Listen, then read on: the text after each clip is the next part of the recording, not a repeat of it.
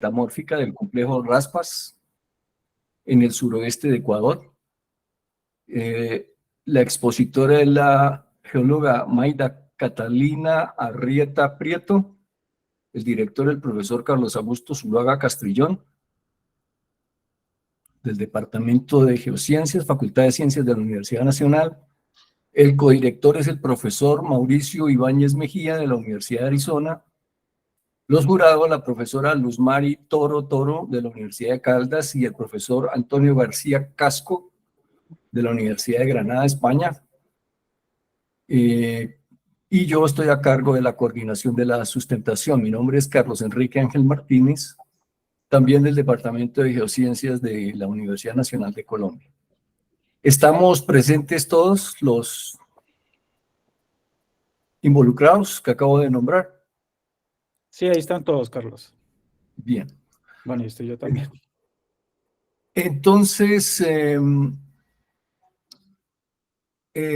vamos a tener 40 minutos para que el estudiante haga su exposición, máximo 40 minutos, y luego abriremos la sesión de preguntas y comentarios con el orden siguiente. Primero los miembros del jurado, después el director y el codirector, y finalmente tendrá la posibilidad las personas del auditorio, los restantes, de hacer algunas preguntas al respecto. Luego el jurado va a deliberar en privado y finalmente el coordinador hará la lectura pública del acta de sustentación. Entonces, comenzamos con la exposición por parte del candidato a maestría. Sí, la candidata a maestría. Listo, entonces voy a compartir mi pantalla. ¿Me confirman si están viendo mi pantalla, por favor? ¿Y me escuchan bien? Sí. Ok. Entonces voy a poner la presentación. ¿Están viendo la presentación, cierto? Sí. Listo. Bueno, buenos días a todos. Muchas gracias pues a todos los que están presentes. Entonces, como el profesor Ángel dijo, les voy a presentar los resultados del trabajo titulado Evolución tectónica y metamórfica del complejo Raspas, suroeste de Ecuador. Entonces, la charla va a estar orientada en 6 grandes bloques, un poco de la introducción, el marco geológico y los estudios previos, los objetivos que se plantearon para el desarrollo de este trabajo, la metodología que se usó para la obtención de resultados, los resultados principales, la discusión de esos resultados y las conclusiones y recomendaciones que surgen del trabajo. Entonces, para comenzar, pongo mi puntero un segundo. Para comenzar, entonces, el complejo Raspas, como ven en la figura del lado izquierdo, se encuentra ubicado en el suroeste de Ecuador. Corresponde a una serie de litologías máficas que fueron acrecionadas al continente y tienen una disposición más o menos este-oeste.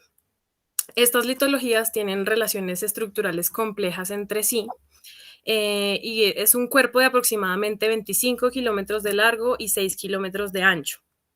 En la figura del lado derecho está el detalle de lo que, digamos, conforma el complejo. Entonces son unidades principalmente cretácicas que desde la más antigua, la más joven, son la unidad La Chilca, la unidad El Toro y la unidad Río Panupalí.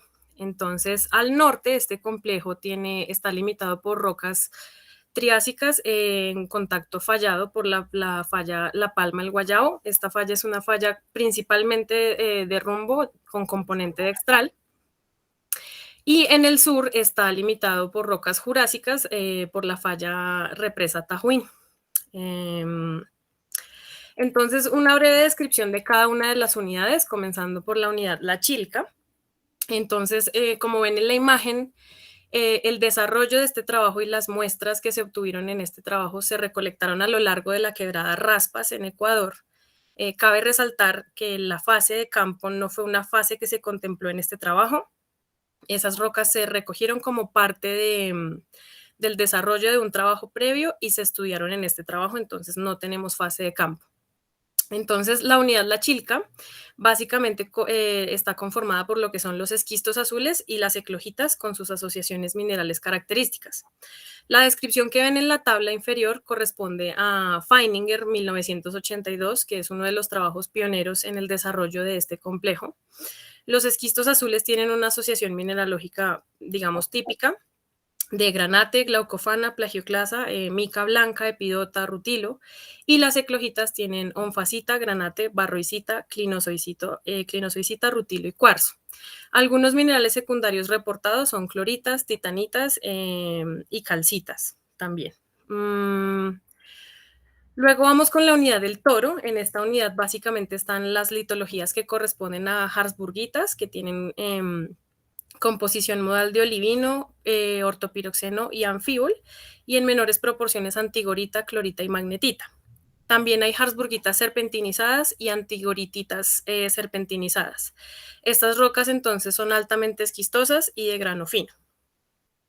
Y por último, la unidad más joven es la unidad Río Panupalí, que son básicamente esquistos verdes con una asociación mineral de actinolita, albita, cuarzo y clorita. Feininger en el 82 y otros autores reportan que particularmente esta unidad presenta relictos de mineralogías que provienen de una facies de mayor grado, como lo son granate y glaucofana. Entonces, en esta unidad, digamos que se puede ver asociado algún evento de metamorfismo retrógrado reportado por otros autores. Un poco de los estudios previos rápidamente, entonces tenemos 6 principales trabajos. Claro que hace unos meses salió uno nuevo de Da Silva y Restrepo y otros, pero estos son, digamos, los 6 que mejor resumen los resultados. El primero es Feininger en el 80, también tiene otro en el 82. Los resultados, digamos, principales son que obtuvo unas condiciones para el metamorfismo progrado de 580 y 13 kilobares aproximadamente, con sus incertidumbres asociadas. Y él atribuye el ascenso de estas litologías por la serpentinización. Duque en el 1993 obtiene unas condiciones similares de metamorfismo prógrado y también atribuye que los bloques en facies esquisto azul ascendieron y fueron embebidos por procesos asociados al canal de subducción y por la unidad caracterizada por las serpentinitas. Arculus y otros en el 99 tienen unas condiciones de metamorfismo progrado consistentes y también establece que las rocas en facies eclogita preservan algunas fases hidratadas, como lo son clinozoicita y anfíboles. Bosch y otros entonces establecen que la presencia de rocas con menor grado metamórfico se da por un evento de polimetamorfismo que ocurre entre el Jurásico tardío y el Cretácico temprano. Gabriele y otros en el 2004 también tienen unas condiciones de metamorfismo progrado similares y también empiezan a hablar en su trabajo de la presencia de cristales de granate reemplazados por cloritoide y cuarzo que pueden estar asociados a un evento descompresivo. John y otros en el 2010 también establecen un pico metamórfico con un poco de más presión que los demás trabajos, establecen unas condiciones de 18 kilobares y 600 grados centígrados y establece que los protolitos de las eclogitas son diferentes y tienen una firma química diferente a la de los esquistos azules. Entonces ellos hablan que este complejo corresponde a una secuencia ofiolítica exhumada. Otro, digamos, highlight de los estudios previos, entonces están las dataciones radiométricas. Como lo ven en la tabla, están todas las dataciones radiométricas que han reportado diferentes autores, la roca en la que lo hicieron y el mineral y el método. Entonces, 3 grandes ideas surgen de esta información. La primera es que el metamorfismo progrado alcanzó su pico hace aproximadamente 130 millones de años. La segunda es que el enfriamiento duró entre 0 y 15 millones de años. Y la subducción cálida, que estamos hablando de una subducción cálida. Más o menos las características de estas rocas corresponden a una geoterma cálida de la zona de subducción. Ya entrando en materia en este trabajo, entonces tenemos que el objetivo principal era establecer un modelo de evolución para el complejo Raspas a partir de la integración y el modelamiento con diferentes técnicas, modelamiento numérico y análisis químicos con el fin de identificar procesos claves en su formación y en su exhumación. Como objetivos específicos tenemos entonces construir diagramas de fase, definir trayectorias presión-temperatura y la construcción de modelos de densidades para las rocas de este complejo. La metodología que se siguió en el desarrollo de este trabajo, entonces rápidamente se le realizó petrografía a 26 secciones delgadas pulidas. Estas secciones delgadas se clasificaron en grupos según su mineralogía y sus texturas, que ya explicaré más adelante. La química mineral se realizó en 7 secciones delgadas, digamos, discriminadas a partir de la fase de petrografía. Se identificaron texturas y, digamos, zonas relevantes para este análisis. Se realizó en la Universidad Nacional, en el Departamento de Geociencias, en la microsonda GEOL JXA8230. La química de roca total se hizo para 16 muestras en el laboratorio ALS con fluorescencia de rayos X.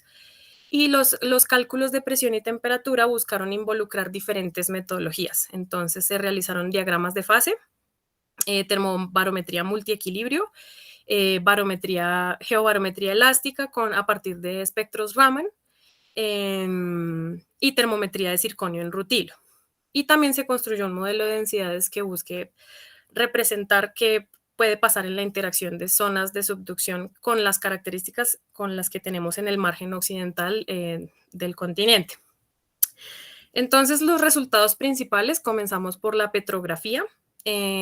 Como les dije, las muestras se catalogaron en 4 grupos según su mineralogía.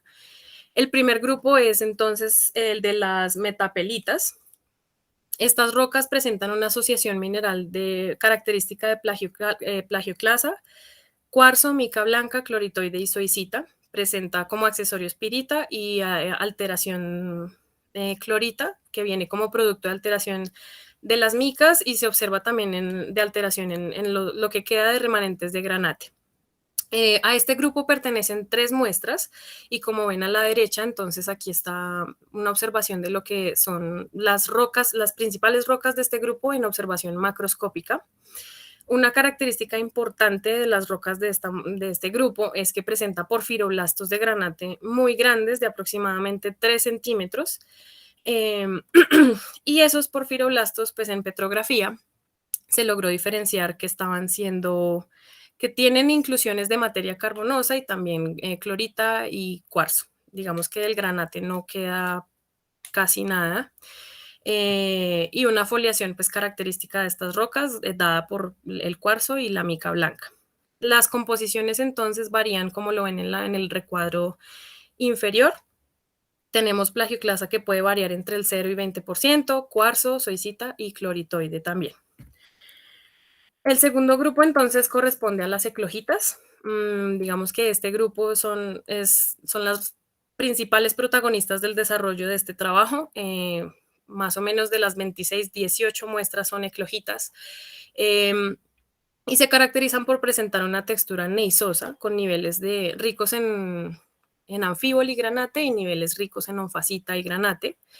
La asociación mineral característica corresponde a granate, anfíbol, que principalmente en petrografía inicialmente se había catalogado como un anfíbol sódico glaucofana, típicamente, pero químicamente se corroboró que en realidad corresponde a catoforita, zoisita y onfacita. Esa es la asociación principal.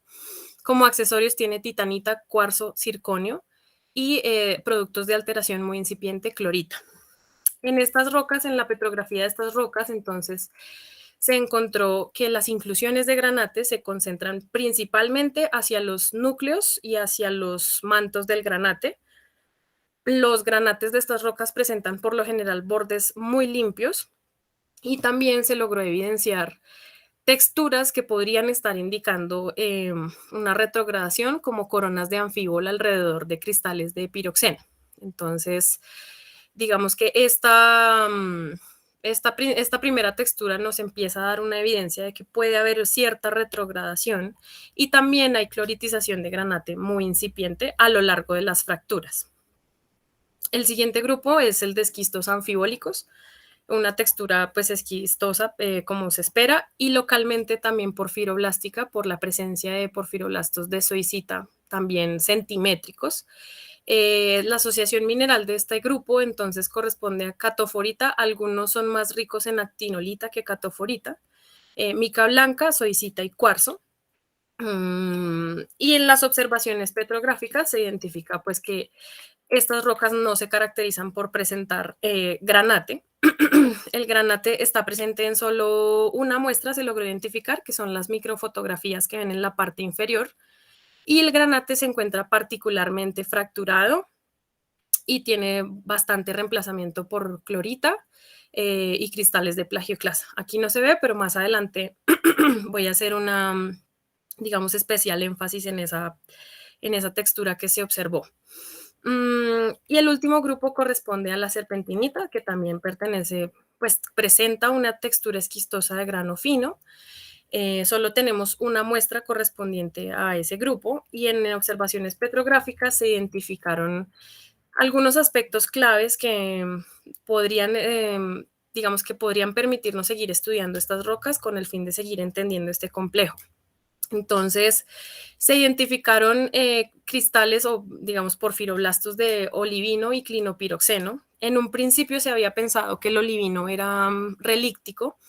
Sin embargo, con análisis químicos, el olivino tiene un componente importante de forsterita, está bastante enriquecido en magnesio, lo que podría apuntar a que el olivino en realidad, pues, primero está orientado con relación a la foliación, y este componente de forsterita podría estarnos indicando que en realidad es un olivino metamórfico y se enriqueció o es más magnésico por la desestabilización de deshidratación de brusita. Entonces, en esta roca no se identificaron en la matriz, no se logró diferenciar muy bien la serpentina. No sé, lamentablemente no alcanzó el tiempo para hacer más análisis en esta roca, pero sí es muy importante tenerla en cuenta a futuro. Entonces, esa es la serpentinita. Y ya pasamos con el bloque de resultados de química mineral. Entonces, los granates se estudiaron principalmente para las eclogitas. Se esperaba tener, pues se estudió digamos, el comportamiento de los miembros extremos de estos granates, que son principalmente almandinos, con un ligero componente de grosularia, pero el almandino es mucho más abundante. Y el componente, digamos, el piropo o el componente magnésico se enriquece hacia los bordes, mientras que el componente de espesartina o el del manganeso se empobrece hacia los bordes. Esto en trabajos como Atherton y Edmonds del 66 corresponde a un patrón de zonamiento normal o prógrado en los granates. Entonces, recordemos que veníamos en petrografía estudiando una textura que podría indicarnos un metamorfismo retrógrado, pero el patrón de zonación de los granates no nos está apuntando esa retrogradación tan marcada. Llamo también la atención en la muestra EQ10, que es el granate que les mostré en la microfotografía de los esquistos anfibólicos, donde pues es muy difícil encontrar un patrón de zonamiento en este granate. Además está muy afectado por el fracturamiento y el reemplazamiento de otros minerales. Entonces, de todas formas, se analizó con química mineral.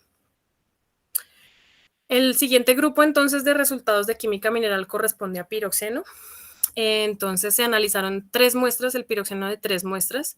EQ6 y EQ21 corresponden a eclogitas y se obtuvo un piroxeno de tipo anfacita, como se esperaba, con un componente, digamos, importante de jadeíta.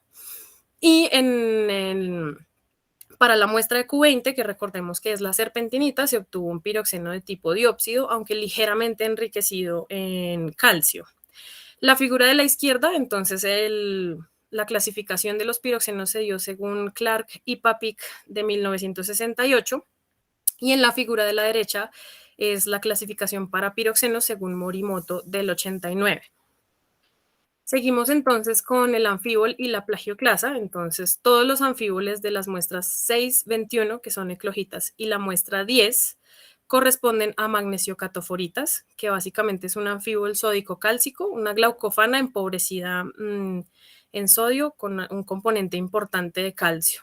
Llamo la atención en otro aspecto, y es que los datos, digamos, que ven de onfacitas y anfíbol pertenecen tanto a cristales de la matriz de la roca como cristales correspondientes a las inclusiones del granate. Entonces, no hay una variación significativa entre la composición, entre lo que son los cristales de la matriz y los cristales que están incluidos en el granate. Esa clasificación se dio según Lick y otros del 97, y a la derecha pues simplemente en la muestra de Q10 hay una importante presencia de plagio de clasas y se analizó y se determinó pues que es albita. En los resultados de química de roca total, entonces tenemos, digamos, tres principales resultados gráficos. El primero, entonces, es que según Pierce del 2008, no hay una diferencia entre la firma química de lo que son las muestras catalogadas como eclogitas y esquistos anfibólicos. Entonces, ese grupo de muestras pertenece a tiene una firma NMOR principalmente, aunque según Son y McDonough del 89 y el 95, en patrones normalizados según NMOR y según manto primitivo, sí es posible observar un ligero enriquecimiento hacia las tierras raras livianas y unos patrones más aplanados hacia las tierras raras pesadas. Esto podría estarnos indicando que hubo un proceso posterior que pudo alterar la firma química de estas rocas. Entonces, pues de pronto hubo una interacción con fluido que pudo alterar esa firma química y alteró las composiciones de tierras raras livianas, pero sin embargo el patrón es muy consistente con una firma normal. Ya venimos entonces con los cálculos o las estimaciones de presión y temperatura. Entonces empezamos con la termometría de circonio en rutilo.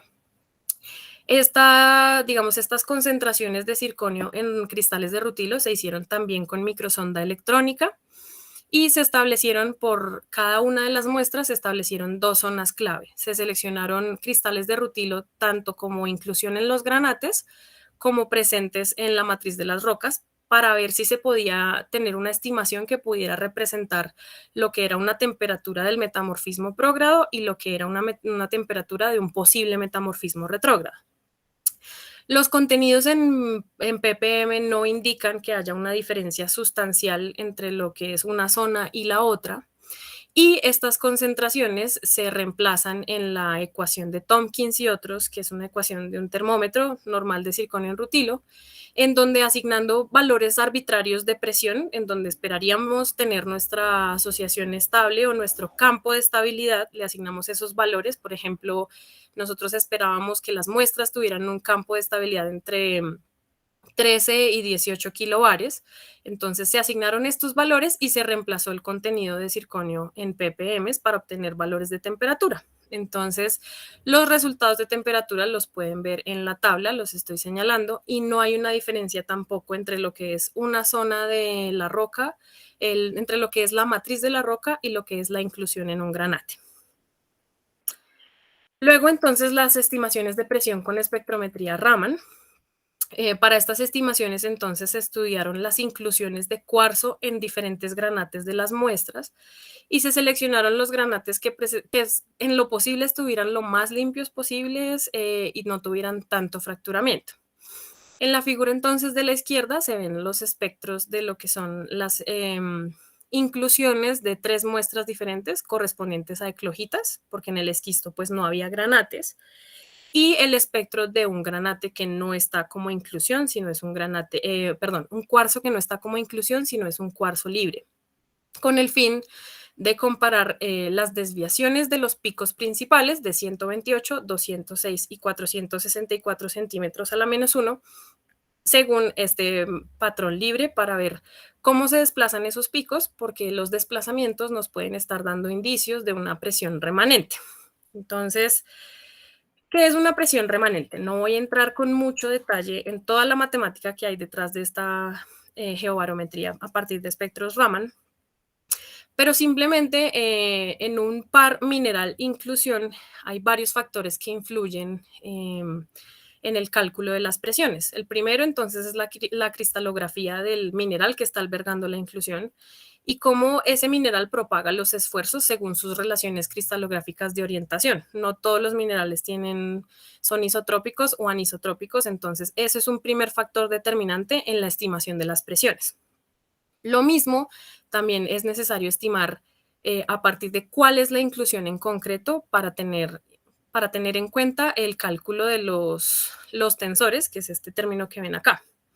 Entonces, teniendo en cuenta qué par tenemos y teniendo en cuenta la cristalografía, otros parámetros más cristalográficos, las ecuaciones de estado, es posible estimar la presión remanente que guarda la inclusión. Recordemos que cuando exhumamos una roca y la estamos midiendo, pues en realidad la mineralogía de esa roca se espera que no esté siendo sometida a una presión porque ya la estamos encontrando en superficie. Sin embargo, a pesar de que la roca ya se exhumó y tiene unas presiones, fue sometida a presiones diferentes, la inclusión dentro de los minerales alcanza a guardar lo que se llama, según Angel y otros en el 2017, una presión remanente. Entonces, a partir de los espectros y los desplazamientos de los picos que vimos en la figura pasada, es posible estimar este parámetro y las presiones remanentes. Luego, las presiones remanentes nos van a servir para calcular la presión a la que fueron capturadas esas inclusiones dentro de ese mineral.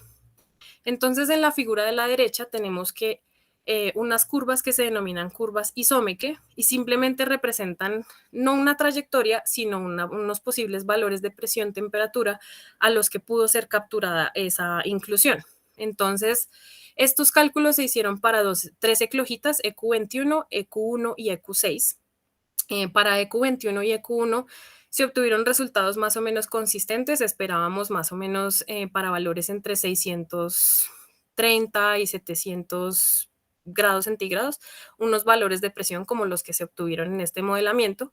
Lamentablemente en la muestra de Q6 desde un principio se esperaba, los granates estaban muy fracturados y digamos, es un aspecto que complica un poco este método porque estos cálculos son muy susceptibles al fracturamiento y podrían fallar y por eso toca buscar los minerales que estén lo más limpios posibles y que no se vean tan afectados por el fracturamiento. Entonces, esta curva simplemente, pues, obviamente representa un dato anómalo, pero podría atribuirse a fracturamiento adicional que afectó la presión remanente de la inclusión.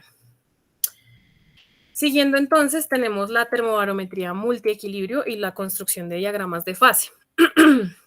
Esto se hizo para 4 muestras.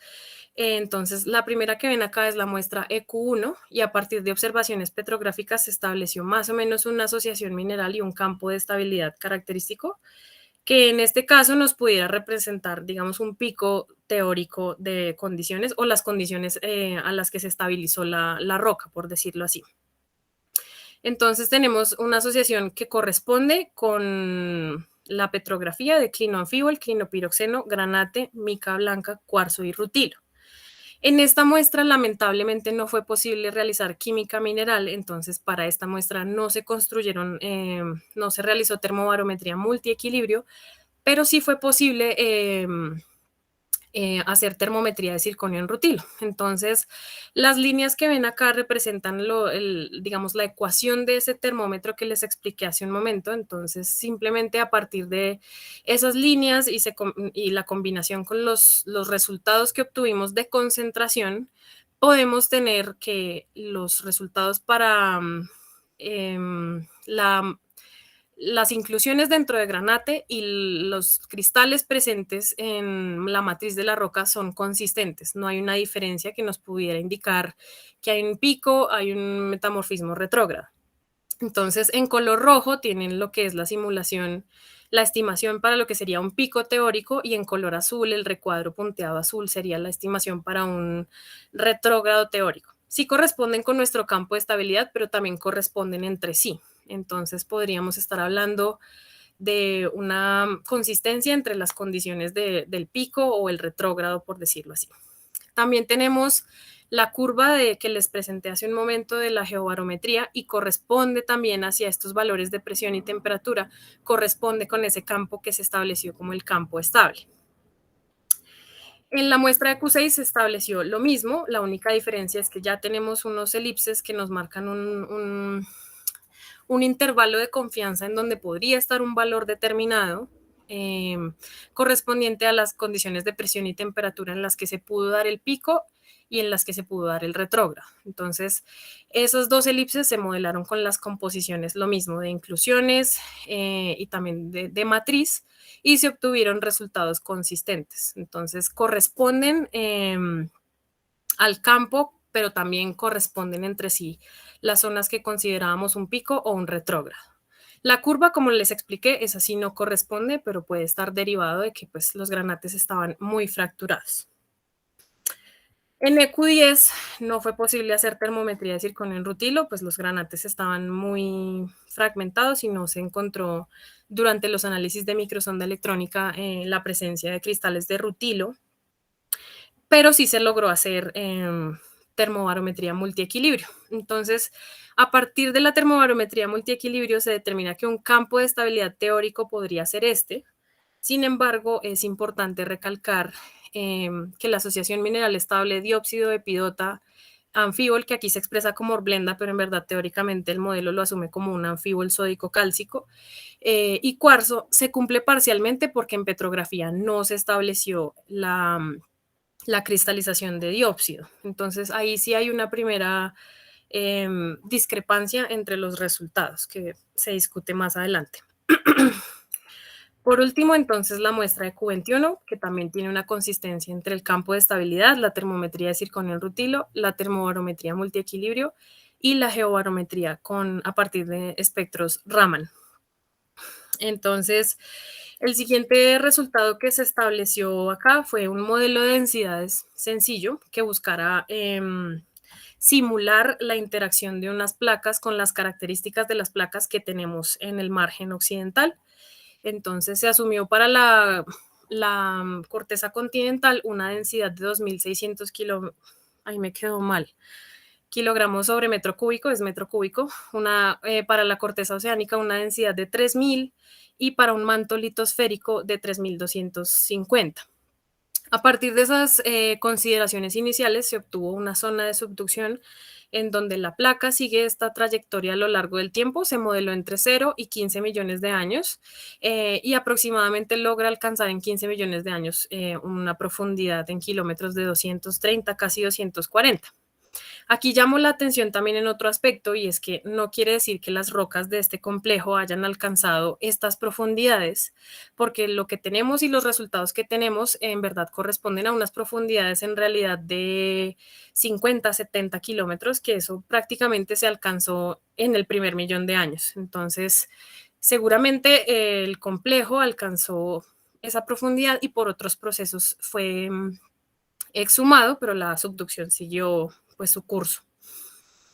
Acá simplemente hago como una vista en detalle de cómo se comportan las placas, porque de pronto sé que no se puede ver muy bien, pero entonces acá obtenemos un resultado de una subducción cálida también. Entonces, para empezar la discusión, en la petrografía se identificaron ciertas texturas características y en microsonda electrónica, en los estudios de microsonda electrónica se vieron otras texturas con mayor detalle. La figura de la izquierda corresponde al granate de la muestra de Q10 que les mostré anteriormente y ese granate se encuentra cloritizado en sus bordes y también está asociado, pues, tiene cierta cristalización de plagioclasa, pero lo que más llama la atención es, digamos, esa textura de cloritización tan marcada. Eso nos podría estar indicando en la ocurrencia del metamorfismo retrógrado y también en la muestra de Q1 se observan unas texturas específicas de reemplazamientos de rutilos por titanitas. Esto también por diversos autores está asociado como una textura de descompresión que nos podría estar indicando la ocurrencia de un metamorfismo retrógrado.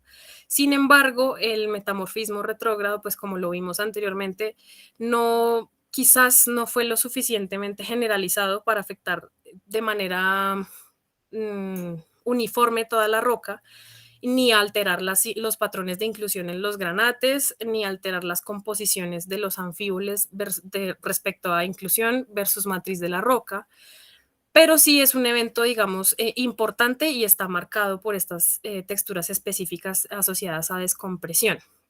Entonces, es posible que sí exista un evento retrógrado, pero no lo suficientemente marcado como para cambiar todo lo demás y para que sea tan evidente en los modelos.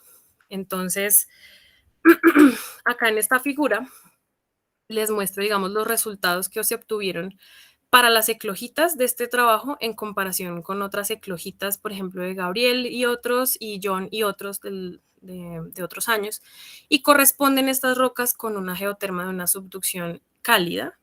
Sin embargo, también nosotros en los esquistos azules, la muestra que les estuve exponiendo, que tiene los granates muy fracturados, que tiene la reemplazación, la cloritización, el reemplazamiento y la cloritización tan marcados, nosotros sí obtuvimos un valor muy elevado de temperatura que contrasta con otros trabajos para esa muestra. Entonces, esa muestra fue particularmente difícil de modelar. Digamos, en la construcción de diagramas de fase, el solbus del anfibio sí fue un poco más complejo y los modelos de actividades no se lograron calcular de manera tan directa como se pudo hacer con las eclogitas. Esos cálculos se realizaron directamente en Thermocalc, en el programa Thermocalc, pero para esta muestra los cálculos de actividad sí se tuvieron que hacer con un programa denominado AX y ya llamar esas condiciones de ese programa AX a Thermocalc y modelar las condiciones de presión y temperatura. Entonces, es posible que nosotros sí tengamos este resultado, pero este tipo de modelos tienen una incertidumbre considerable y a veces esa incertidumbre puede ser bastante grande y nos puede estar dando, pues puede ser parte de tenemos un resultado puntual, pero puede ser parte de un intervalo de confianza más grande en donde tenemos mayores incertidumbres. Entonces, en este trabajo no nos casamos con la idea de que estas muestras pudieran representar una diferente trayectoria, sobre todo porque para una subducción cálida después de 710 grados centígrados se comienza a hablar de fusión parcial y en estas rocas no vimos ninguna textura que nos pudiera indicar que eso estuviera pasando.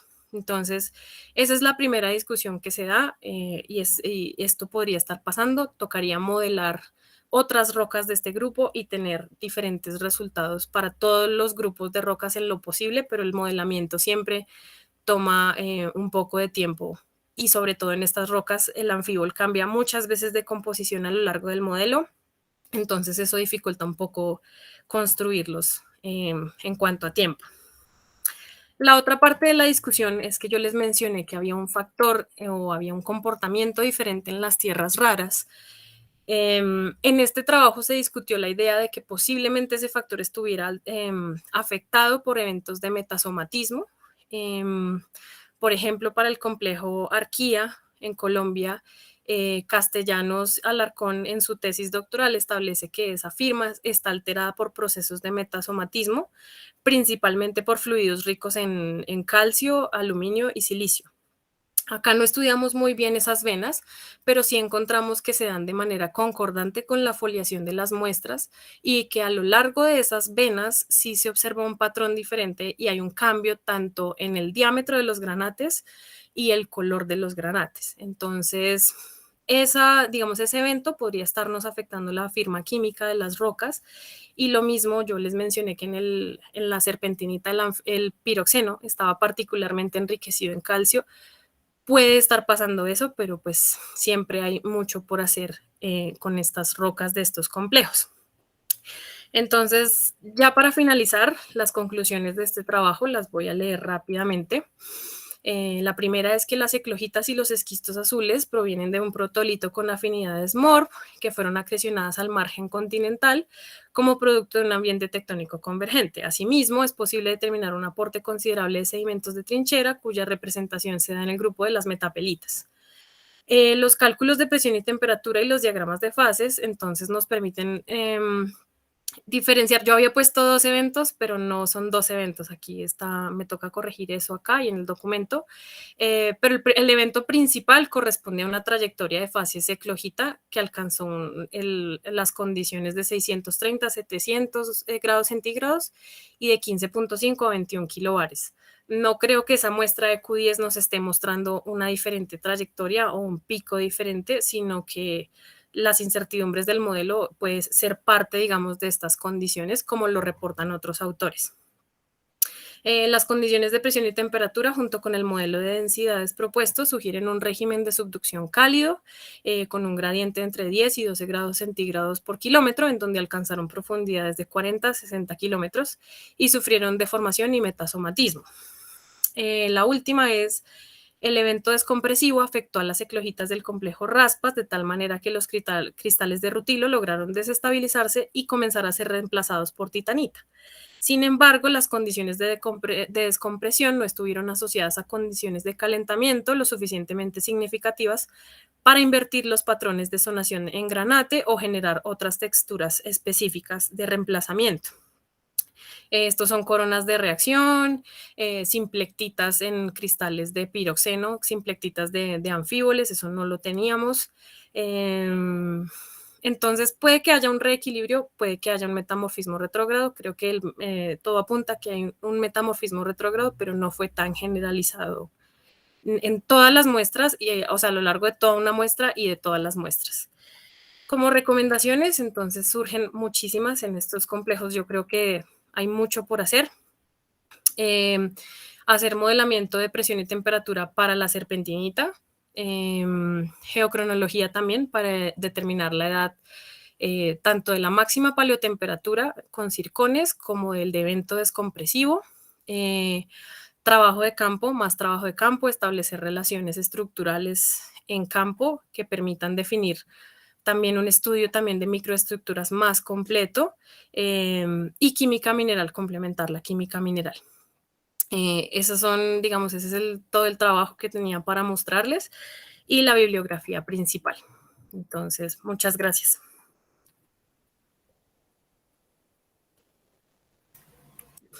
Agradeciendo a la expositora Mayra Catalina Arrieta, entonces pasamos a la sesión de preguntas y la primera opción la tienen los jurados. Entonces, tienen la palabra los señores jurados.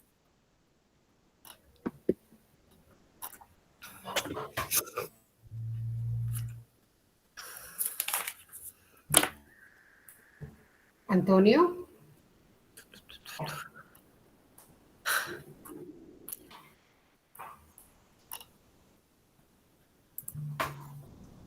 Que tenía el micrófono apagado. Ah, Estaba esperando a ver quién de los dos comienza. Si quieres empezar tú o empiezo yo. bueno, no, yo no tengo muchas preguntas. Primero felicitar a Mayra Catalina, excelente la exposición. Porque el trabajo me pareció tan interesante, porque recurre a una cantidad de técnicas que permiten saber qué tipo de metamorfismos hubo y cómo fueron estas etapas. Como lo dijo la estudiante desde el principio, ya no tuvo oportunidad de ir a campo, que creo que muchas de las preguntas y los resultados de todos estos programas podrían solucionarse en campo, sabiendo algunas relaciones claves de estos complejos. Obviamente el término complejo indica que de pronto hasta en campo nos vamos a encontrar con muchas sorpresas. Interesante luego retomar, como lo tiene también en las recomendaciones, retomar esas campo, o sea, bien interesante como saber esas eclogitas qué disposición tenían con respecto a los esquistos azules y cómo eran esas intercalaciones. Eso nos va a poder, digamos, dar algunas respuestas frente a los interrogantes que planteó la tesis. No tengo más preguntas y simplemente felicitar a Mayra. Gracias. Gracias. Bueno, en primer lugar, gracias por la invitación para formar parte de este tribunal. Modestamente, yo no conozco muy en detalle el complejo de Raspas, pero bueno, algo he leído al respecto. Porque eso, gracias por la confianza. Y por otro lado, siguiendo igualmente en la línea de Luz Mari, pues efectivamente felicitar a la candidata a este grado, al grado de maestría. Sí, he encontrado muy amena la presentación completa. Ahora comentaré alguna cosa. Tiene algunas diferencias con la memoria, que la veremos, y en ese sentido simplemente recalcar que la memoria todavía contiene alguna errata. Eso está ahí todavía por corregir algunas cosillas, fundamentalmente del formato, pero y bueno, ya creo que de fondo quizá no tanto, ¿no? Aunque quizá aquí en la presentación ha habido algo que yo, en fin, no me resisto a comentar, ¿no? Creo que, como también ha dicho Luz Mari, pues es una tesis de maestría muy completa porque aborda de una forma muy ambiciosa cosas muy distintas, ¿no? El modelo de densidad, pues yo lo aplaudo claramente. Es obvio que es una simplificación de un proceso geodinámico tremendamente complejo en el que hay muchas variables a tener en cuenta. Por tanto, me parece muy bien desde el punto de vista formativo, desde luego, es más que, como creo que decía en mi revisión, es osado, pero me parece bien que sea osado, quiero decir, como diría Virgilio, suerte sonríe a los valientes. O sea que, bien, quizás solamente lo voy a recalcar que en ese modelo de densidades, aún sabiendo que es limitado en cuanto a su validez como modelo para explicar la realidad natural, lo que sí tengo que decir es que sigo diciendo lo que ya dije, y es que la modelización supone una simplificación importante en lo que se refiere a la densidad de la corteza subducida, que estamos hablando de clojitas y de profundidades en torno a 200 kilómetros y tenemos una densidad de 3 gramos por centímetro cúbico.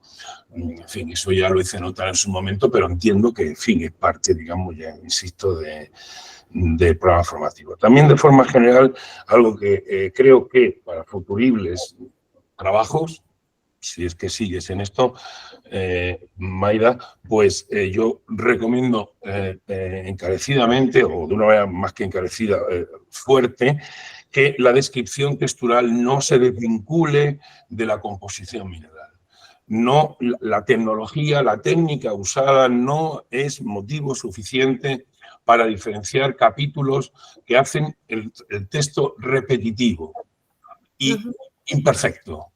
La composición química de los minerales hoy día, en el siglo XXI, tenemos microscopía electrónica suficiente como para que no haya ningún problema, incluso con el uso de mapas de rayos X, para mezclar al mismo, bueno, y por supuesto de imágenes de retrodispersados, etcétera, para mostrar al mismo tiempo la realidad textural y la realidad composicional. Se hace mucho más ameno la lectura, se recorta y se hace más breve, porque no es necesario repetir. No se puede decir, tengo un anfíbol, y luego más tarde pedirle al lector que se acuerde de que ese anfíbol en esa situación textural como muy concreta resulta ser magnesio catoforita o barroisita. Pues no, eso se dice directamente y sin mayores problemas, ¿no? También tengo que alabar el uso de Thermocal, porque habiendo disponible pues una serie de software que son más cómodos de usar, bueno, pues Thermocal es el más incómodo de usar. Por tanto, bueno, pero también al mismo tiempo creo que también es el más formativo desde el punto de vista de saber lo que se está haciendo. Hay otro software que se utiliza un poco también muchas veces, o se puede llegar a utilizar como una caja negra en el que uno simplemente da botonazos y finalmente obtiene un resultado sin saber muy bien qué se está haciendo y qué se ha hecho. Con lo cual, desde el punto de vista también, desde luego, lo alabo. Siempre el tema de las pseudosecciones se puede discutir cosas, no voy a entrar en ello, en absoluto, porque conocemos hasta dónde se puede llegar con ello. Algo que en la memoria no está, y aquí sí está en la presentación, es unas figuras finales en las que se plasman las curvas de atrapamiento, de presión de atrapamiento, la termometría de rutilo y los resultados de las pseudos y del multiequilibrio. Eso en la memoria no aparece, aquí sí ha aparecido y me parece evidentemente pues fantástico. También para futuribles, incluso para valorar el tema este que se ha mencionado del metasomatismo, pero no solo, también para valorar cómo impacta en la asociación mineral y en la composición de los minerales, sería bueno utilizar diagramas, proyecciones triangulares, variadas, que uno pueda construirse, donde se pueda proyectar al mismo tiempo la roca total, la composición de elementos mayores de la roca total, proyectada, por tanto, con criterios determinados de proyección, y los minerales. Yo encuentro esto muy útil, personalmente. Yo personalmente lo encuentro muy útil. Y eso, bueno, pues para futuribles quizá también merecía la pena valorar eso que comento, ¿no? Y bien, han mencionado lo de 750 grados, fusión parcial. Efectivamente, hay algunos resultados que en las figuras de presión y temperatura como que se recogen, claro, no habiendo puesto en el modelo de cálculo de las pseudosecciones un modelo de fusión, que decir modelo no, un modelo de solución para un fundido, pues evidentemente pues no se sabe cuál es el límite de estabilidad del fundido, pero vamos, que 750 grados, pues como que no, está claro que eso no llega a esas temperaturas de ninguna manera, simplemente, ¿no? Comentar eso. Y finalmente, comentar el asunto del concepto de retrogresión. En la memoria como aquí, se ha hablado de retrogresión y se ilustra en las figuras que corresponde el azul al retro y el rojo al pico. Hay un efecto conceptual. ¿Cómo va a ser retrogresivo algo que es a más temperatura? También lo indiqué en la revisión de la memoria. Uno puede tener un pico bárico, ¿vale? Bárico lo especifica como tal, este es mi pico bárico, y que no es térmico necesariamente, y luego tiene una evolución subsiguiente. Si la evolución subsiguiente implica descompresión, eso no es retro. Entonces, en ese sentido, porque además, en muchos casos, simplemente una descompresión isoterma, que en este caso no lo es porque para colmo es una descompresión aparentemente con calentamiento, lo que hace es deshidratar las rocas aún más.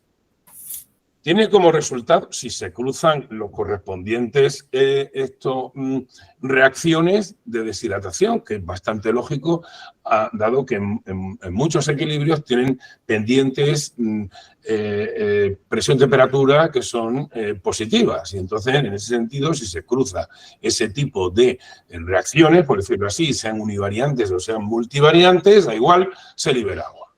Si se libera agua, la roca se deshidrata y, por tanto, eso es una evidencia de progresión, no de retrogresión. Eso es un error, creo yo, que se ha cometido tanto en la memoria, que creo que básicamente está corregido en la memoria, se indica claramente que no es retrogresivo, pero aquí sí se ha seguido un poco con ese defecto conceptual, que no es retrogresivo. Otra cosa es que luego enseñas titanita, bueno, eso necesariamente no es retrogresivo, aunque podría serlo, pero bueno, si enseñas albita y enseñas clorita, eso sí es retrogresivo, pero eso tiene que estar a una temperatura menor, que no mayor. O sea, no puede tener clorita a más temperatura que la paragénesis principal, ¿no? En ese sentido, reconsiderar eso en su momento, cuando se escriba esto, si es que pues, se escribe, que no se cometa ese error de confundir retrogresión con, diciéndolo en inglés, con overprinting. Simplemente hay algo que se sobreimpone a la paragénesis principal, eso no es retrogresivo necesariamente. Habrá algunas cosas que sí y otras que no. Bien, y ya para terminar, bueno, que de nuevo en las conclusiones que has expuesto ahora, eso mismo se ha vuelto a ver. en las mismas conclusiones se respira ese mismo asunto por ejemplo, se menciona la glaucofana, que no es glaucofana, que es magnesio catoforita, pero bueno, y se relaciona. En fin.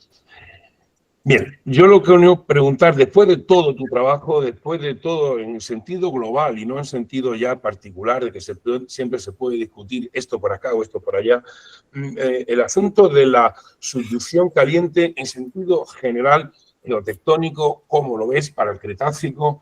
¿Qué pasa ahí? ¿Qué está subduciendo? ¿Son, como dicen unos, seamounts o son montes submarinos? ¿Qué son? ¿Cómo hay colisión? En fin, todo este asunto de ya, de una manera global, geodinámica, todo el proceso relacionado con lo que has estudiado y con lo que has leído.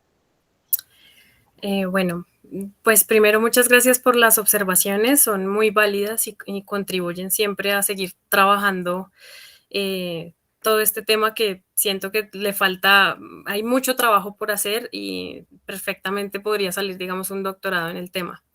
Ya abordando un poco la pregunta, principalmente siento que hay un proceso regional que se desencadena, digamos, hacia el Jurásico más o menos empieza, digamos, a viajar la porción de corteza oceánica y se desencadena la subducción, que en términos del Cretácico sí siento y sí considero que sí se puede estar dando una subducción cálida. ¿Qué tipo de material está siendo subducido? Por lo general, la idea que surge de la revisión bibliográfica y todo lo que se hizo para el desarrollo de este trabajo, algunos autores lo establecen como montes marinos, como platós. Yo, digamos, concuerdo un poco con la idea de que es un plató oceánico que está, digamos, viajando y en algún momento, por algunas anomalías en cuanto a su flotabilidad, empieza a ser subducido, pero también alcanza a arrastrar parte del material de la corteza continental y ahí empieza todo digamos, la dinámica en el canal de subducción que genera toda esta heterogeneidad de litologías que encontramos en el complejo. Entonces, yo concuerdo con la visión de una subducción cálida y lo atribuyo también personalmente, aunque de pronto falta mucho más trabajo y me baso también en visiones de otros autores, concuerdo con la visión de un plató o una porción, digamos, engrosada de corteza oceánica que llegó e interactuó en el margen. Esa es digamos, la visión que se tiene. Sería entonces una litosfera posiblemente joven, ¿no? Relativamente caliente, la litosfera que subduce, ¿no? Relativamente joven, ¿no?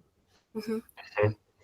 Bueno, sería quizá a lo mejor viable en un futurible, suponiendo que muchas cosas pues se identificaran posibles edades de material oceánico cercano para el Cretácico, claro, no para ahora, sino en el Cretácico, en las reconstrucciones donde estarían esas posibles rocas relativamente, porciones de litosferas relativamente jóvenes. Relativamente jóvenes significa no más de 40 millones de años o algo así.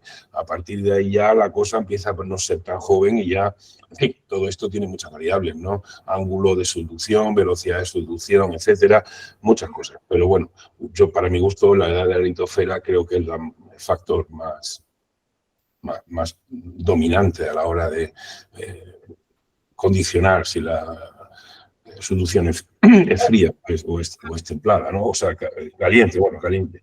No es realmente caliente, es templada, porque caliente es más todavía, ¿no? Pero bueno. Pues nada, muy bien, enhorabuena y gracias por las explicaciones. Muchas gracias, profesor. Bueno, agradeciendo entonces las intervenciones y valoraciones y aportes de los jurados Luz Mary Toro y Antonio García, pasamos a dar la palabra al director y codirector de la tesis. Mauricio, ¿quieres empezar tú o empiezo yo? Si quieres, adelante, Carlos. Bueno, pues primero que todo, muchas gracias a Luzmar y a Antonio. Los aportes que hicieron y los comentarios todos fueron bienvenidos y seguramente este trabajo, o no seguramente, sí es mucho mejor que antes de esa revisión. Todos los comentarios y las preguntas que surgieron ayudaron a hacer pues un documento más fuerte y también la presentación. Muchísimas gracias por el tiempo que le dedicaron y por obviamente estar acá y haber aceptado ser jurado de esta tesis de maestría. Yo quiero comentar en torno a lo de las estimaciones de regiones diferentes, o más bien con zonas diferentes de minerales para determinar condiciones de presión y temperatura. Totalmente de acuerdo con Antonio, no corresponde a metamorfismo retrógrado. De hecho, digamos que cuando se ve en las imágenes, pues se ve claramente que está dentro de la zona del pico del metamorfismo y casi que coinciden. O sea, ahí no podría uno hablar de condiciones diferentes en términos de esas estimaciones. Básicamente, dentro de las incertidumbres que se tienen en estos cálculos, son los mismos datos.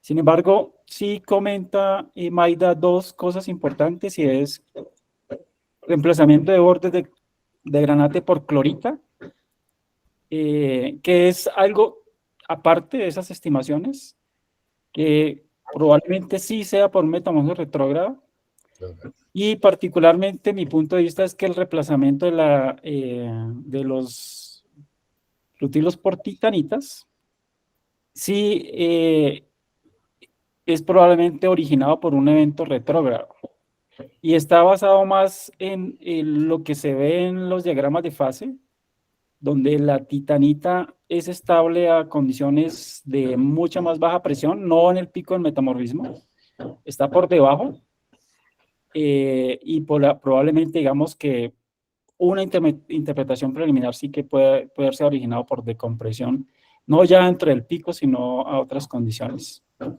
Pero pues esto es, de nuevo, diferente a esas estimaciones que se hacen en dos zonas diferentes de los granates y pues con minerales de matriz y de inclusiones.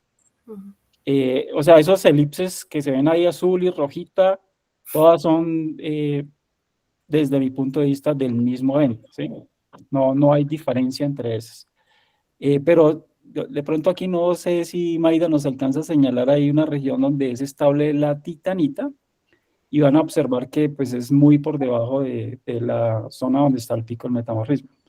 Creo que es algo que hay que estudiar y analizar, y pues obviamente también revisar algunas microestructuras que podrían indicar reemplazamiento o sí, reemplazamiento de piroxenos por como coronas de anfíboles, que podrían indicar también eso. Pero no es algo que se haya abordado, digamos, en mucha profundidad acá. En todo caso, al final, digamos que estoy de acuerdo con lo que comenta Antonio, esas condiciones que se determinan ahí no corresponden a dos eventos de pico y retrógrado, son la misma trayectoria para llegar al pico del metamorfismo de temperatura. Podríamos hablar ahí. Me gustan las sugerencias de lo del metasomatismo y de usar tal vez las proyecciones para entender un poquito eso. Ahí nos tocaría, digamos que, tratar de obtener análisis químicos de venas y mirar posible composición de los fluidos que circularon para tratar de hacer ese análisis. Digamos que es una tarea que pues queda como en la lista de cosas que hay que hacer. Muchas gracias por esas sugerencias. Yo quiero resaltar, digamos, dentro del trabajo que hizo Maida, todas las técnicas que abordó, y también lo mencionaron los dos jurados. Aquí digamos que había cosas que se abordaron desde el punto de vista formativo. Los modelos de densidades, esos modelos de subducción, utilizando un programa que hace modelos termomecánicos, pues no es, digamos, algo ni fácil de entender ni fácil de modelar. Y digamos que ahí creo que Maida aprendió bastante. Y con las otras técnicas igual. En cuanto a la construcción de las pseudosecciones de los diagramas de fases, claro, hay otros programas que son mucho más amigables. Como decía Antonio, son básicamente cajas negras. La formación utilizando estos programas pues no es tanto como la que se utiliza en Thermocal, pero también hay un problema adicional. Es que cuando se tratan de correr eclogitas en TERIAC dominó, muchas veces no salen los modelos. el programa, digamos que en un momento para y no produce nada. Precisamente por la complejidad de los modelos de solución sólida de los anfíboles y también de los piroxenos, que en muchas regiones hay exsoluciones y pasa de tener un anfíbola 2. Digamos que eso no alcanza a modelarlo muy bien TRIAC dominante. Pero igual digamos que el objetivo principal era pues, que aprendiera y que entendiera y que, digamos, que sudara un poquito la construcción de los diagramas de fase para entender las relaciones entre los minerales. Y creo que eso se logró. Entonces, Bien hecho. felicidades, Maida, por todo eso. Y creo que no es más. Muchas gracias a todos. Mauricio. Bueno, pues antes que nada quería también felicitar a Maida como los jurados por un excelente trabajo. O sea, tocaste en un montón de técnicas y métodos muy variados y de nuevo no tomando el camino más fácil. Así que enhorabuena por el esfuerzo y por el resultado. Y agradecer a Carlos y a Maida por invitarme a ser parte de este comité y como codirector. Inicialmente, o sea, es una tesis muy ambiciosa, inicialmente era aún más ambiciosa y queríamos que Maida viniera a Arizona a ser parte de la geocronología y pues lastimosamente eso no se pudo hacer, con lo que mi contribución fue más limitada de lo que inicialmente esperábamos, pero al final fue un trabajo excelente. Y bueno, pues no quiero ser muy repetitivo, pues muchas de las cosas que se han comentado estoy totalmente de acuerdo. Tenía también las mismas anotaciones aquí que Antonio sobre nomenclaturas con respecto a progrado, retrogrado, sobre todo pues nomenclatura y pues, las relaciones de temperatura. Una cosa que me causaba un poco de curiosidad y que sí te quiero preguntar, Maida, era, bueno, en algún momento nosotros hablamos también de, sé que hiciste, o sea, multiequilibrio, circonio en rutilo, las presiones de inclusiones en Raman, y en algún momento hablamos de usar también geotermobarómetros calibrados. Por ejemplo, hay un geotermómetro de Bayer en el 2015 de sustitución de aluminio en posiciones tetraedrales en quinopiroxenos en asociación con granate y pues en las eclogitas, y es de hecho desarrollado específicamente para barometría de eclogitas en donde hay clinopiroxeno en lugar de ortopiroxeno. ¿Intentaste en algún momento ver qué tipo de presiones y temperaturas obtenías? También no, porque con el multiequilibrio es poderoso por muchas razones, pero también es limitado en que algunos de los modelos de solución no son complicados y no se entienden muy bien, pero tal vez en algunos de los geotermobarómetros convencionales y reacciones calibradas, pues se hace un esfuerzo para entender los modelos de solución que van a esos geotermobarómetros. Entonces, no sé si en algún momento intentaste mirarlos o si funcionó. Sí, de hecho, bueno, digamos que en nuestra reunión inicial sí se había planteado esa inquietud de complementarlo. Yo estuve revisando el paper y digamos, la hoja de cálculo, pero para estas rocas a mí no me sirvió ese digamos, termobarómetro calibrado. Me daba temperaturas muy elevadas. O sea, si 730, 750 para nosotros es ahorita una temperatura un poco desviada. En ese geotermobarómetro me daba temperaturas de 800, 820, creo que en algún momento se lo pude comentar al profe, y me daba presiones muy bajas. Entonces, la verdad, no sé por qué específicamente mis composiciones se portaron, digamos, tan mal con ese geotermobarómetro. Entonces, en un punto opté por no incluirlo y quedarme con estas porque no se comportó consistentemente, entonces no, por eso no se incluyó, pero sí se exploró. Ok, sí, porque una pregunta que tenía y me causó curiosidad la composición de los piroxenos, que es bastante más rico en bolastonita que un dióxido, o sea, la multiplicidad del calcio es más de 1 y el calcio normalmente está en el sitio M2 de los piroxenos. ¿Sí? ¿Tienes cuál es tu opinión con respecto a la química mineral de los piroxenos? Pues digamos que los piroxenos, el calcio, la anomalía de calcio se observó en la serpentinita. Digamos que en las eclogitas sí se comportó, digamos, de la manera esperada, pero sí, más que sódico, era muy sódico-cálcico, y en las pseudosecciones también, para ese campo, también tenía un componente cálcico. Yo la verdad no sé si es una atribución a, digamos, es un criterio a la ligera, pero pensaría yo que sí hubo, así como lo reportan para Arquía, digamos, un metasomatismo con un fluido enriquecido en calcio, aluminio, silicio. De pronto eso pasó y por eso las firmas geoquímicas se alteraron en términos generales y los anfíboles están ligeramente más enriquecidos en ese componente, puede ser, pero porque pues teóricamente para los diagramas de fase se toma la química de roca total.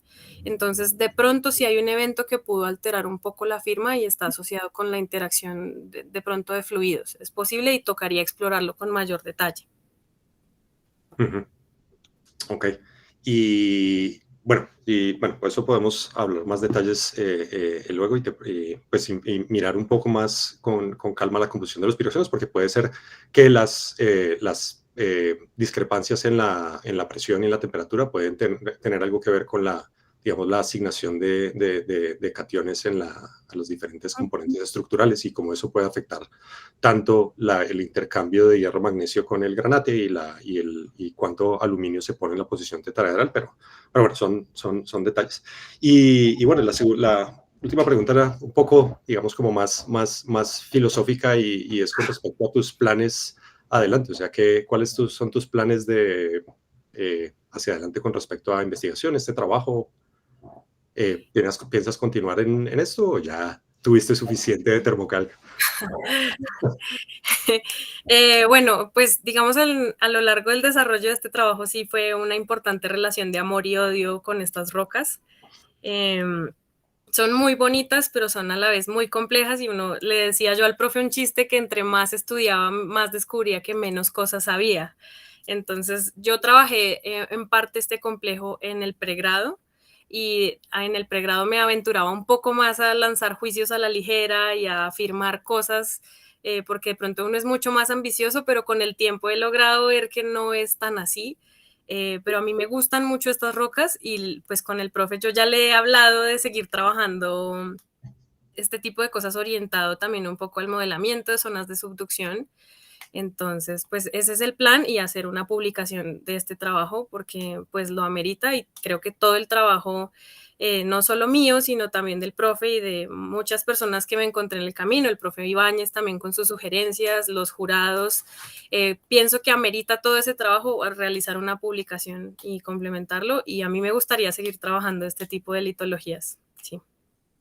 Genial, entonces sí, si la idea es seguir adelante con la publicación, hacerlo, pues entonces ten particular pues eso, atención a las sugerencias que te ha hecho el comité, porque van a ser muy, muy valiosas para la publicación. Y bueno, eso es todo. Quería felicitarte de nuevo y muchas gracias a ti y a todos por participar de la defensa de hoy.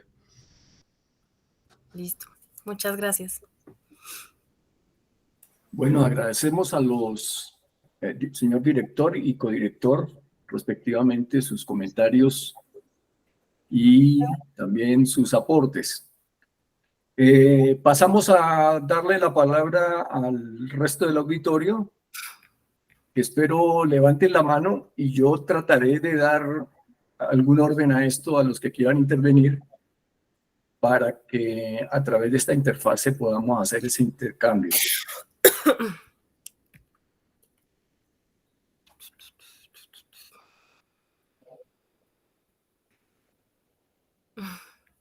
¿Nadie se anima? No veo al menos. Los has convencido a todos, Maida. Qué bueno.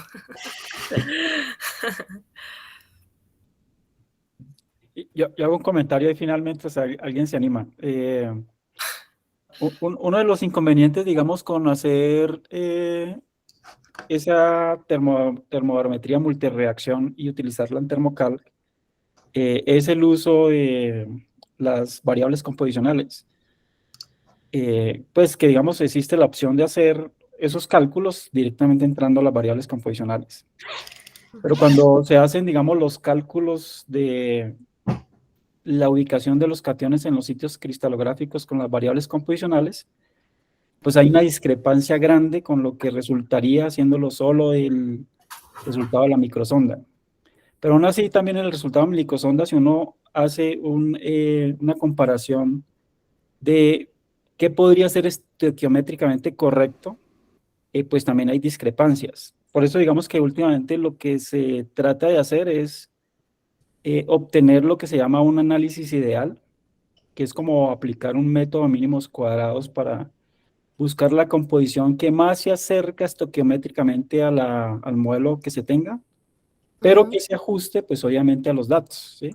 Que no pues tenga una desviación grande, pues que no sea más allá de una desviación estándar del error que se supone hay en los análisis de microsonda. O pues se hace también una prueba del chi cuadrado como se conoce en estadística.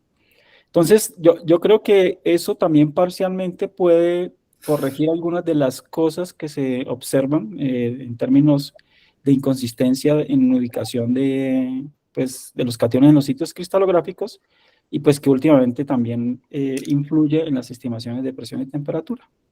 Creo que es algo pues que vale la pena también explorar y trabajar más adelante. No sé si Antonio tenga algo comentario al respecto de eso. Bueno, yo creo que el error de la microsonda es menor que el error de los cálculos termodinámicos, sea el que sea. Porque el más menos 50 grados, más menos 1 o 2 kilobares, más bien 2 kilobares que 1, no se lo quita a nadie a nada. Quiero decir, a ningún punto que pueda plotearse en un diagrama PT. Por razones, bueno, la primera y fundamental es la complejidad de las soluciones sólidas, que simplemente pues arañamos ahí con unos modelos además que pretenden ser universales, tipo Anfibol, que es algo que es una obra humana, en fin, espectacular. Hacer un modelo de solución sólida para los anfíboles que sea universal. En fin, eso ya tiene muchos errores, pero es que luego el propio método, por ejemplo, de las pseudosecciones, bueno, y el cálculo también del multiequilibrio, si se meten componentes del fluido, tienen una incertidumbre en cuanto a la composición del fluido, que ciertamente no es agua pura, pero ciertamente es ciertamente, porque independientemente de que haya CO2 o deje de haber CO2 o lo que sea, como componente molecular mayoritario, están los iones en solución. O sea, un fluido a 500 grados, 600 grados, no es agua pura, tiene disuelto silicio, aluminio, sodio, calcio, etcétera. Con lo cual, la actividad del H2O pues no es 1. A eso sí se le suma la composición efectiva del sistema, es decir, de lo que realmente está reaccionando en cada punto de la lámina delgada, que no es necesariamente el mismo, en función de que tenga un poquito de bandeamiento, aquí hay más acumulación de pidota, aquí hay más acumulación de lo que sea, pues entonces también la bulk no es la fluorescencia de rayos X.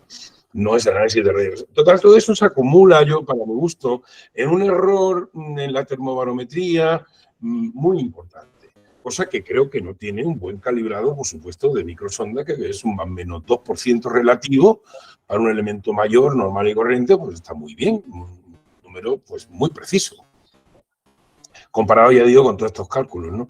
Por lo tanto, yo la termobarometría me gusta más, en general, no tanto aspirar a tener valores absolutos, sino aspirar a tener vectores de cambio PT, direcciones de cambio. Evidentemente, pues, por ejemplo, con lo que está hecho en este trabajo, una subducción caliente, eso es muy importante. Ahora, me da igual ya si es un poquito más temperatura, un poquito menos, yo ya sé algo desde el punto de vista geodinámico que es muy importante. Si hay, por ejemplo, lo que se ha discutido, descompresión con calentamiento. Bueno, pues a lo mejor a mí no me interesa tantísimo si yo atino al número exacto del calentamiento, pero sí necesito saber qué es calentamiento durante la descompresión, porque eso sí significa también algo desde el punto de vista geodinámico. Y así, en ese sentido, o sea, yo no aspiro a tener una precisión muy grande en los cálculos.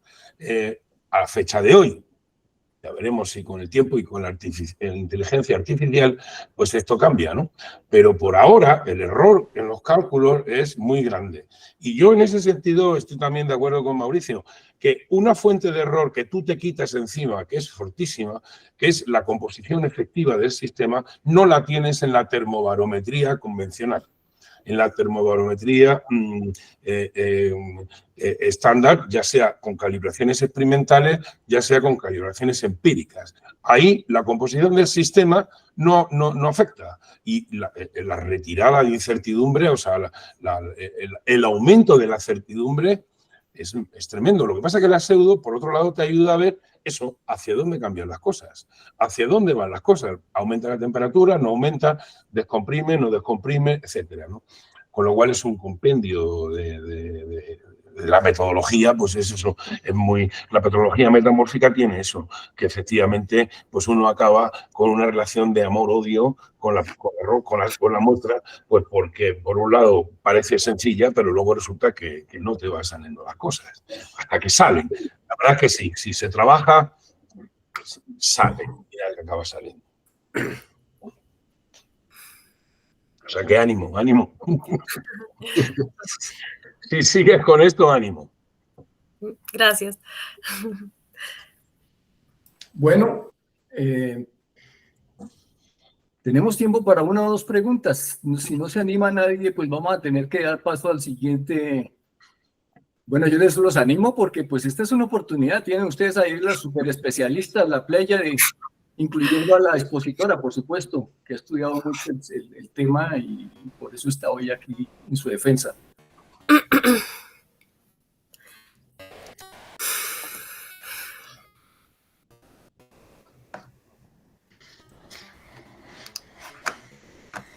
Bueno, parece que nadie quiere tomar la oportunidad. Entonces, nos queda, ahora vamos a pedir apoyo al soporte técnico. Parece que nos están dando la oportunidad de salir de esta sala y vamos a ir a una sala privada para que delibere el jurado y les pedimos nos esperen un rato mientras se da la deliberación y la decisión del jurado. Entonces, los dejamos, vamos con el jurado para esa sala. Listo.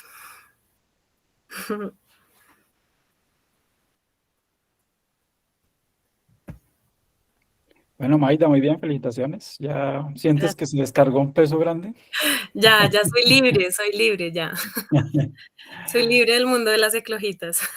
Sí. Cuando salga el paper. Sí. Por ahora, hasta que me dé el arrebato y me presente al doctorado o algo así. Claramente yo sé qué va a pasar, entonces. Bueno, tú ya sabes a qué te enfrentas. Qué bien, felicitaciones, Maida. Lo bueno de hacer la maestría antes. De pronto, sí. Sí. De pronto buscar algo cooperativo con Mauricio y finalmente hacer esas dataciones. Sí, sí. Sí, a ver si buscamos aquí, bienvenida cuando quieras. Listo. Mauricio, tenemos que reunirnos para hablar de lo del proyecto, ¿se acuerda? Sí, tenemos que... La propuesta. La propuesta, a ver si la podemos Ahí escribir. ya tendríamos una candidata. Ah, bueno. Sí, ya finalmente ya estamos terminando ahora con los spikes, lo de Lutecio hafnii, y entonces podemos hablar sobre qué muestra podríamos intentar analizar primero para tener esos análisis preliminares. Ok. Pues creo que Maida tiene claro cuál podría ser, ¿no? Pero lo que pasa es que no se ha iniciado separación ni nada, pero bueno. Uh-huh. Sí, no. ¿Cuál sería la mejor muestra en tu concepto, Maida, para datación de granates? EQ21, pero creo que una vez lo habíamos hablado que Oscar tuvo muchos problemas y de toda la separación que hizo en Alabama, creo que solo un dato le salió bien, o sea, se la pasó separando y haciendo y preparando y como un dato. Entonces, No de eclogitas, las eclogitas son bien complejas. Fue de la metapelita. Ok, por eso. Entonces, no sé. Bueno. Pero podría intentarse, de todas formas no es, digamos, tiempo perdido, podría. No, sí se podría hacer. Sí, yo pienso que las dataciones son un excelente complemento. Y bueno, no se dio cuando queríamos ambiciosamente hacerlas, pero bueno. Pero habíamos pensado también en las titanitas, ¿cierto? Sí, Sí, lo de las titanitas y de pronto rutilus también, eso se podrían Sí. hacer in situ. tocaría, profe, hacer los mapas de microsonda de circonio y titanita de toda la sección. Vamos Tocaría a hacer. mirar cuándo lo podemos programar. Ya tienes operaria. ¿Las metapelitas tienen muchos circones o no muchos? No, no muchos. Pues es que yo en cátodo busqué, yo hice cátodo de estas muestras buscando cianita. Ujú. Entonces, en realidad me centré en encontrarla en las eclogitas, no metí las metapelitas. Pero tocaría ver. Porque eso podría ser interesante, simplemente hacer una separación de circones de las metapelitas y entonces ver si tienen bordes de recristalización metamórfica y si no, o igual también los núcleos heredados, si esa trinchera estaba cercana a un arco, pueden dar algo interesante sobre la edad máxima de depositación. Ujú, De acuerdo. ok. Mucho por hacer todavía. Sí. Carlos, ¿usted conoce a Kenneth Flores? Kenneth Flores, no. No, es que Kenneth me dijo que él está comenzando a trabajar en raspas. Él es también petrólogo metamórfico que está en North Carolina, en Chapel Hill. Ah, ok. Es un petrólogo que es costarricense. Y me dijo Ah, en GSA el mes pasado que estuvo un poco en campo en raspas. pues si quieren nos pone en contacto y hablamos con él, a ver si Sí, exacto, para ver entonces qué están haciendo ellos y pues no, y ahí complementar cosas. implementar.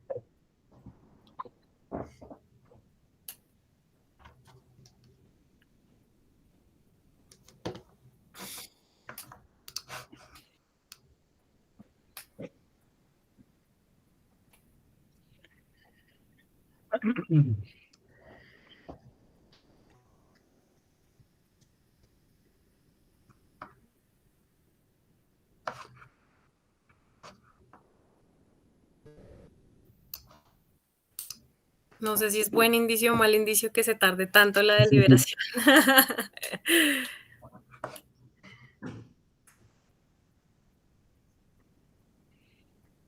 Conociendo a Hay que Antonio no tomarlo me por el sorprende. lado optimista.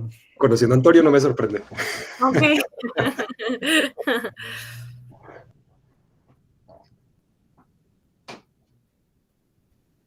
Sí, ustedes han trabajado, ¿cierto, Mauricio? Sí, tangencialmente, no mucho, pero sí Ah, nos ok. han hecho un par de cosas juntas. Ok.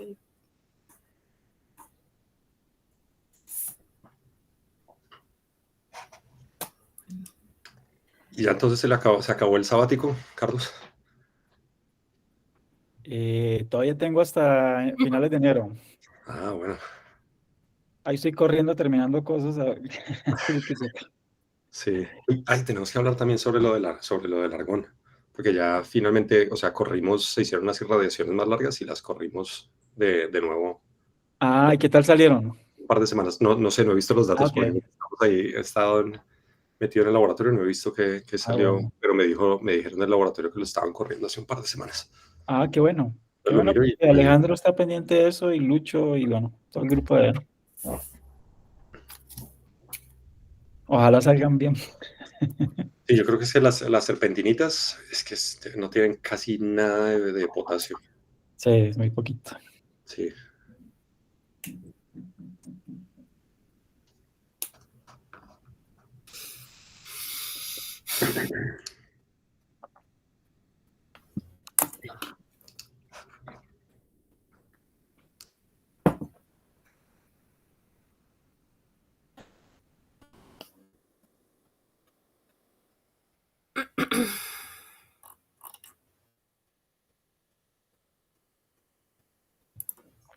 Aida, ¿tú no invitaste a Oscar, no? Yo le dije, profe, yo le dije, Ah, pero me extrañó que no estuviera acá, pero bueno. sí, yo le dije y pues ayer mandaron la invitación, entonces, pues no sé.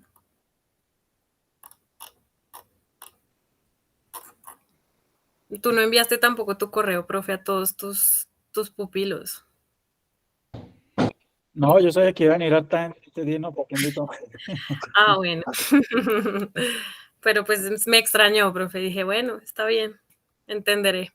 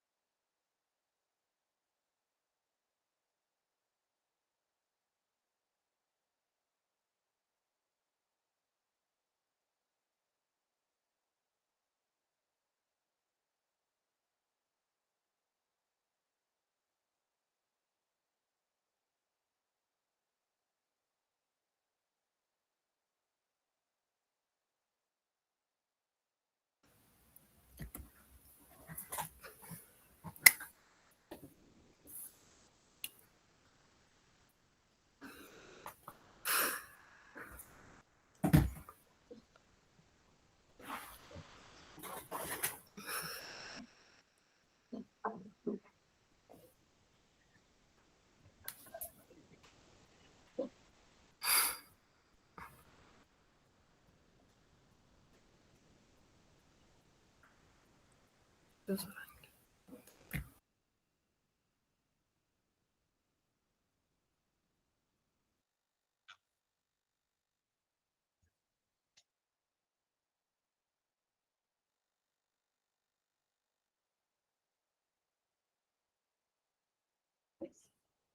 listos?